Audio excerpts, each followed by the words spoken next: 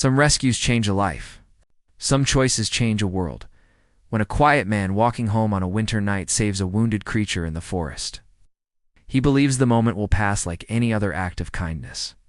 He does not know that his simple decision has awakened an ancient law older than the land itself, a law that binds human and hidden worlds together.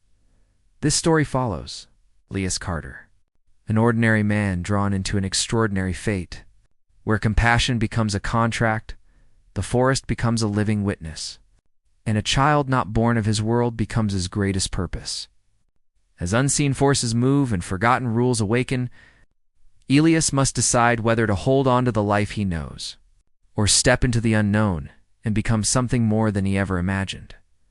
The human who saved my Vulpine child must take us both by ancient law. It's a powerful emotional journey about courage, belonging, and the families we do not expect, but are meant to find once the choice is made. There is no turning back. The night Elias Carter found the small creature in the forest, winter had already swallowed the town. Snow covered the roads. The roofs, the trees, and even the sky seemed heavier than usual. The moon was only a thin line of silver behind thick clouds, and the wind moved through the empty streets like it was searching for something it had lost. Elias had stayed late at the repair shop again. Business had been slow all winter, and he needed every dollar he could earn. He locked the shop, pulled his coat tighter around himself, and started the long walk home along the narrow road that ran beside the forest. The forest had always made him uneasy. The trees stood close together, their dark branches tangled like fingers. Most people in town avoided walking near it at night, but Elias had no car, and this road was the shortest way as he walked. He heard a sound. At first he thought it was the wind, but then it came against, soft, broken, and full of pain. Elias stopped. The sound was coming from the trees. He stood there for a moment, his breath fogging the air, heart beating faster. Every part of him said he should keep walking. The forest was deep, and people often talked about strange things happening there. But the sound came again. This time it was impossible to ignore. It sounded like a child crying. Elias slowly stepped off the road and into the snow-covered ground. The forest swallowed the light from the street behind him. Branches cracked under his boots. The air felt colder between the trees, heavier, like the forest itself was holding its breath. He followed the sound until he reached a small clearing. In the center of it was something that made him freeze. A small fox lay tangled in a thin wire trap, the kind hunters used, but this was no normal fox. Its fur was deep red with silver lines that caught the moonlight. One of its legs was caught tight in the wire, and its body trembled as it tried to pull free. And its eyes, they were not the eyes of an animal. They were wide, bright, and filled with fear in a way Elias had only ever seen in humans. The fox looked at him. Their eyes met. For a moment, neither of them moved. Then the fox let out a weak sound, not quite a cry, not quite a whimper. Something in between. Elias felt his chest tighten. He knelt down carefully, keeping his voice low. "It's okay. I'm not here to hurt you." The fox didn't run. It couldn't. The wire held it tight. Elias took off his gloves and reached for the trap. The metal was cold and sharp. The wire had cut into the fox's leg, but the wound was not deep yet. "Hold still," he whispered, though he didn't know why he thought the fox could understand him, but the fox did. It stopped struggling and watched him closely. Elias worked slowly, his fingers numb from the cold, bending the wire open bit by bit until finally the leg slipped free. The fox collapsed into the snow, breathing hard. Elias quickly took off his scarf and wrapped it gently around the injured leg. "There. That's better." The fox didn't run. It looked at him, head tilted, as if studying him. Then something happened that Elias would never forget. The fox's body shimmered. Its shape shifted. Small bones stretching, fur thinning, until in the snow before him lay not a fox, but a child, a very small child. The child had soft silver-red hair, pointed ears and eyes the same bright gold he had seen in the fox. The scarf was still wrapped around the child's leg. The child stared up at him, trembling, snow clinging to their clothes like frost. Elias felt the world tilt. His mind told him none of this was real. His eyes told him everything was. The child made a quiet sound, reaching toward him with shaking fingers. Elias didn't think. He took off his coat and wrapped it around the child, lifting them into his arms.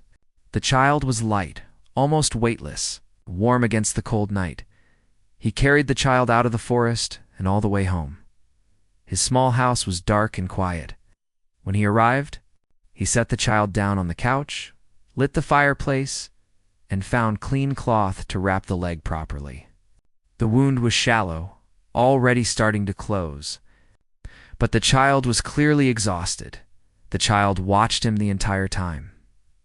When Elias finished, he sat on the floor in front of the couch, unsure of what to say, unsure of what he was even looking at. "Who? Who are you?" he asked softly. The child did not answer with words, but their eyes slowly closed. They fell asleep. Elias stayed there all night. The fire burned low. The snow piled higher outside, and the child slept peacefully on the couch, like they had always belonged there near morning. Elias finally drifted into sleep in his chair. When he woke, the sun was pale and weak through the frost-covered window. The couch was empty. For a moment, panic rushed through him. Then he heard a small sound from the kitchen. He stood and walked slowly. The child was sitting at the table, holding a cup of water with both hands. Watching him, their leg was healed, not just better. Completely healed, Elias stopped in the doorway. "How did you?" The child smiled. A real smile, then. Without a word, the child stepped down from the chair, walked past him, and out the door. Elias rushed after them. The child reached the edge of the forest, turned once more and looked at him. Something ancient and heavy passed between them in that look. Then the child was gone. Melting into the trees like mist, Elias stood there long after the cold. It reached his bones. He did not know that hidden eyes had watched everything. He did not know that the forest had taken note of his choice. He did not know that the rescue he thought was over had only just begun. But far beyond the place where he stood, something older than the town itself had awakened, and his life would never be the same. The next 3 days passed strangely for Elias. Nothing in his life looked different on the outside, but everything felt different inside him. He kept seeing the child's eyes every time he closed his own. Sometimes he thought he heard soft footsteps in the yard, or a quiet laugh carried on the wind. When he looked, there was nothing. The forest seemed closer now, not closer in distance, but in presence, like it was paying attention. On the third night, the wind stopped completely. Elias was sitting at his kitchen table with a cup of tea, staring at the wall when the fire in the fireplace suddenly dimmed. The room grew quiet in a way that felt unnatural, as if sound itself had stepped away. Then he felt it. Someone was standing in his doorway. He didn't hear the door open. He didn't hear footsteps. But he knew he wasn't alone. Elias slowly turned. A woman stood there. She was tall and still, her form calm and steady like the trunk of an old tree. Her hair shimmered silver in the firelight, long and smooth, falling down her back like moonlit water. Her eyes were a deep gold, not bright like the child's, but ancient and heavy with years. She wore a cloak the color of frost and shadow. Snow did not touch her boots, though the door stood open behind her. At her side stood the child. The child looked healthy now, glowing with quiet life, their strange beauty no longer hidden by fear or injury. When their eyes met Elias's, their lips curved into a small smile. Elias stood so quickly his chair scraped loudly across the floor. "Who are you?" he asked, his voice barely steady. The woman studied him for a moment before speaking. Her voice was soft but strong, like water moving over stone. "My name is Lyra." Ow. She stepped inside, closing the door behind her without touching it. "I am the guardian of the Vulpine kin." Elias didn't understand the words, but the way she said them made his heart pound. "I came," she continued, "because you saved my child." Elias looked at the child, then back at Lyra. I couldn't leave them there. Lyra's gaze softened. That is why I am here. The child walked toward Elias and held out a small hand. Elias hesitated, then took it. The child's grip was warm and sure, as if they had always known him. Lyra watched them quietly. Then she spoke again. By saving a Vulpine child, you awakened a law older than this land. A law we have followed since before humans built their first homes near our forests. Elias felt his chest tighten. What law? Lyra met his eyes. The binding of shelter. The room seemed to grow colder, though the fire still burned. What does that mean? Elias asked. It means, Lyra said, that the one who saves a Vulpine child must take responsibility for that life. Not only for the child, but for the mother as well. Elias stared at her. That's not possible. I'm just a mechanic. I don't even know what you are. Lyra gave a small, sad smile. You know enough? The child squeezed his hand gently. I'm grateful you came, Elias said. But I don't understand what you're asking. I am not asking, Lyra replied. I am telling you what has already begun. She lifted her hand and the air in the room seemed to shimmer. The forest has marked you. Elias swallowed. What happens now? Lyra stepped closer. You may choose to walk away. Continue your life as before, but the bond will not break. The forest will follow you. The child will be drawn to you. And when the time comes, the law will decide for both of us. Elias shook his head. This is too much. I didn't agree to any of this. Lyra's eyes filled with something like understanding. None of us ever do. Silence stretched between them. The child tugged on Elias's sleeve and looked up at him. Their eyes were full of trust. Elias felt something inside his chest shift. What do you want from me? He asked. Lyra answered simply. To shelter us, to walk between our world and yours, to become what the forest has chosen. Elias laughed weakly. You talk like I don't have a choice. You do, Lyra said. But no path is free of consequence. The child leaned against Elias's side for a long moment. No one spoke. Outside, the wind returned, whispering through the trees. I need time, Elias said finally. Lyra nodded. You have until the next full moon. Then, just as quietly as she had arrived, Lyra turned and walked back into the night. The child following her at the door, the child looked back and smiled once more. Then they were gone that night. Elias dreamed of roots growing through his floor, wrapping around his feet. Holding him in place while golden eyes watched from the dark, he woke before dawn with his heart racing. The next days were filled with strange things. Animals stood, too still when he passed. The forest seemed to breathe. His reflection in the mirror looked different, though he couldn't say how. He tried to ignore it all, but he couldn't ignore the child. The child began appearing near his home, sitting on the fence. Standing at the edge of the trees, watching him from across the road, never speaking, never coming closer, always waiting. And every time Elias saw them, his heart twisted with a feeling he could not name. He realized something important then. The rescue was not over. It had only changed shape. Elias tried his best to return to his normal life. Every morning he went to work. He fixed engines, cleaned tools, talked with customers. He nodded when people spoke to him. He smiled when they joked. From the outside, nothing had changed, but inside, everything had. The forest was no longer just a place. It was a presence. When Elias walked to work, he felt it watching him. When he stood at his window at night, he sensed something listening. The air itself seemed to carry messages he couldn't quite understand, and the child was always there. Sometimes the child stood near the trees across the road, watching him from a distance.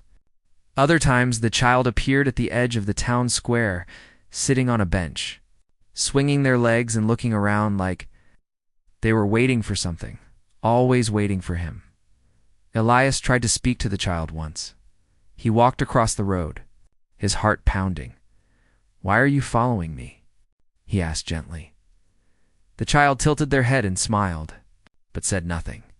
Then they turned and ran into the forest, their feet barely touching the ground. That night, Elias dreamed of paths twisting through endless trees. He walked them alone, but he knew he was not truly alone. When he woke, his window was open. A single silver leaf lay on the floor. Beside his bed, he began to notice other things. His shadow sometimes moved a little slower than he did. The wind seemed to change direction when he thought about the forest.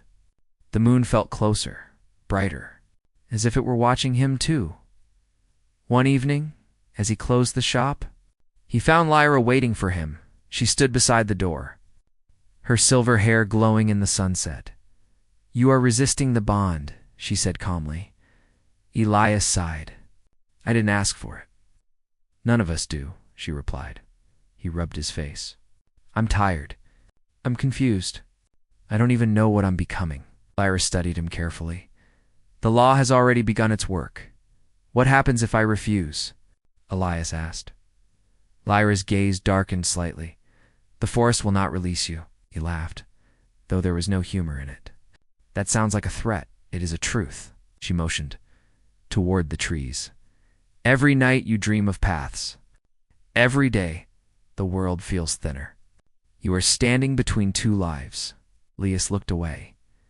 "I just wanted to help a child." "You did," Lyra said. "That is why the law honors you." He shook his head. "It feels more like a trap." Lyra's voice softened. "Some doors only open once." Elias said nothing. She turned to leave, then paused. "The full moon is close." Then she vanished into the forest. The next days grew heavier. The dreams came stronger. In them, Elias walked beside rivers of light and roots of shadow. Sometimes he heard the child laughing far away. Sometimes he felt a hand in his own. At work, he began making small mistakes. Tools slipped from his grip. His thoughts wandered.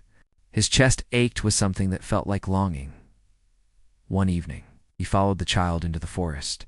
He didn't plan to, he just did. The trees welcomed him. The air felt warmer, thicker, full of quiet life. The forest floor glowed faintly under his feet. The child led him to a clearing, where the world felt strange and still. "You can speak," Elias said. "I know you can." The child looked at him for a long moment. Then they spoke. "Home," the child said. The word struck Elias harder than he expected. "Is that where you want me to go?" he asked. The child nodded. Elias sat on a fallen log, his head in his hands. "I don't belong there." The child walked closer. "You do now." Elias looked up. Startled, the child's eyes were steady. "Sure. How do you know?" Elias whispered. "Because the forest chose you." Tears burned behind Elias's eyes. He had spent his whole life feeling like he belonged nowhere. Now an ancient world was telling him he belonged to it. The full moon rose 2 nights later. Lyra came again, her presence filling the room. "It is time," she said. "For what?" Elias asked. "For the choice." He stood by the window, staring at the trees. "What happens if I say no?" Lyra's voice was quiet. "Then the forest will take you anyway, slowly, piece by piece. Your world will fade, and you will belong nowhere at all." Elias closed his eyes. He thought of the empty house, the quiet streets, the long nights alone. He thought of the child's hand in his, the forest's steady breath, the strange peace he felt when he stood beneath the trees. He opened his eyes. "When do we go?" he asked. Lyra's lips curved into the smallest smile. "Before the dawn." The night before dawn felt longer than any Elias could remember. He packed only what he could carry in one small bag: clothes, a notebook, a photo of his parents. The house seemed to watch him as he moved through it, as if it knew he was leaving for good. When he stepped outside, the forest was waiting. Lyra stood near the trees, her silver hair glowing under the moon.